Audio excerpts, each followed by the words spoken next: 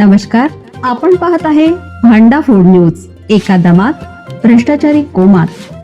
Social media, कर्जबाजारी, गुन्हेगारी, सट्टेबाजी, चोरी, मटका, जुगार, दारू, सावकारशाही, न्यायाच्या प्रतीक्षेत प्रशासन.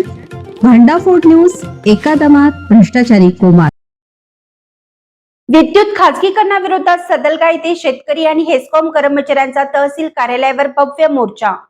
सरकारच्या धोरणाविरोधात तीव्र संताप व्यक्त. सदलगा येथे कर्नाटक राज्य विद्युत कंपनीच्या प्रास्ताविक खासगीकरणाविरोधात शेतकरी, हेस्कॉम अधिकारी, कर्मचारी तसेच विविध शेतकरी संघटनांनी एकत्र येत तहसील कार्यालयावर भव्य मोर्चा काढला.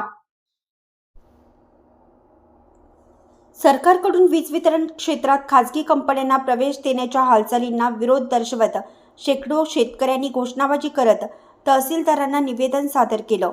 यावेळी स्वाभिमानी शेतकरी संघटना, रयत संघटना आणि इतर संघटनांच्या प्रतिनिधींनी खासगीकरणामुळे शेतकरी, नोकरदार वर्ग आणि व्यावसायिकांवर गंभीर आर्थिक परिणाम होण्याची भीती व्यक्त केली.